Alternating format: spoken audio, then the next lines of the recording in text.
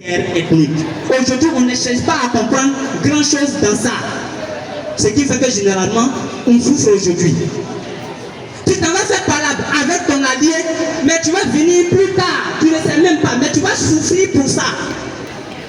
Parce que ce n'est même pas toi. Ça a commencé par tes aïeux, ça a commencé par tes parents. Et aujourd'hui, tu n'as pas cherché à comprendre. Et tu t'es jeté dans palabre, alors que tu ne dois pas lui faire palabre. Puis, imaginez-vous, si vous dites que ça gâte en Côte d'Ivoire, et tu vas verser son sang, tu l'as insulté simplement. Tu as vécu ce que tu dois vivre. Tu as débattu ça pour aller verser son sang. Que Dieu nous préserve. Que Dieu nous préserve. Que Dieu nous préserve. On est tous des religieux, musulmans, chrétiens. Mais je vais vous dire quelque chose que peut-être qu'on ne sait pas. Quand vous dites des injures envers une personne, moi je me demande parfois, quand vous prenez la parole et puis vous dites, on va tout une amie. En réalité, ce que vous avez dit, vous savez que ce n'est pas bien. Quand vous prenez la parole et puis vous le dites, on va à l'église, on va à la mosquée. Quand vous partez à l'église, qu'est-ce qu'on vous dit? Au commencement était la parole. La parole était avec Dieu. La parole était Dieu. Mais si la parole qui est Dieu, tu utilises cette parole au lieu de dire bonnes choses et puis tu utilises Dieu pour dire mauvaises choses. Tu penses que tu es en train de communiquer avec Dieu. Et dimanche, tu vas t'asseoir à l'église pour dire que Seigneur, je vais te prier. C'est pour que tu puisses augmenter mon commerce. Alors que lui, tu l'as utilisé hier pour dire quelque chose qu'on ne doit pas dire. Mais mes parents musulmans, quand vous dites que Kun Fayakoun, avant que Dieu ne dise Kun Fayakoun de décréer Adam là, et puis il dit Kun Fayakoun et puis Adam s'est levé, vous pensez que c'est quoi Dieu a mis en lui? C'est la parole qu'il a mis en lui, c'est ça qui a fait qu'il s'est levé. Et c'est vous, enfants d'Adam, c'est moi, enfants d'Adam, c'est nous tous, les enfants d'Adam. En réalité, cette même parole-là est en nous. Et vous utilisez la parole, vous dites des choses qui ne sont pas bien. On va gâter. Parce que toujours, tout commence par la parole. On va sur les réseaux sociaux, on a entendu d'autres personnes qui étaient en train d'insulter d'autres personnes. On finit par écouter cette parole et puis je finis par m'énerver. Moi-même, je monte là-bas en train de dire la même chose.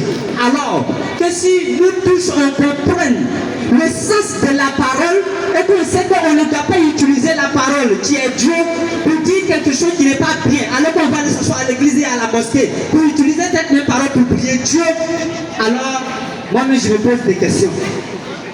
Chers parents, chères mamans, chers frères, chères soeurs, on va à l'église pourquoi? On va à la mosquée pourquoi? C'est votre enfant qui est en train de vous parler ce soir, avec le cœur ouvert.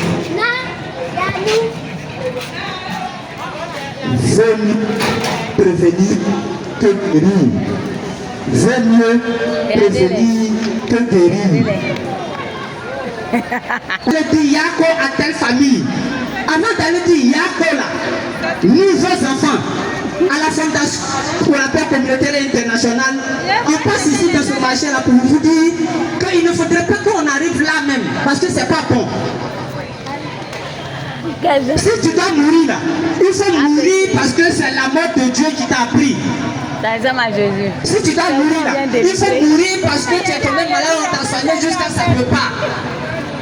Il faut mourir parce que Dieu avait mis ça dans ton destin que tel jour tu vas mourir. Mais mourir pour un politicien, mourir pour la politique, mourir parce qu'on m'a appelé de la rue, non, ça c'est pas une belle mort. Je vais te poser. Alors, à supprimer les cours de vendredi dans leur emploi du temps, dans l'emploi du temps des élèves. Tout simplement parce que les vendredis là, nos jeunes frères, nos jeunes soeurs, ça attendent leur chorale de lundi, mardi, mercredi là. Ils font ça en riz couché.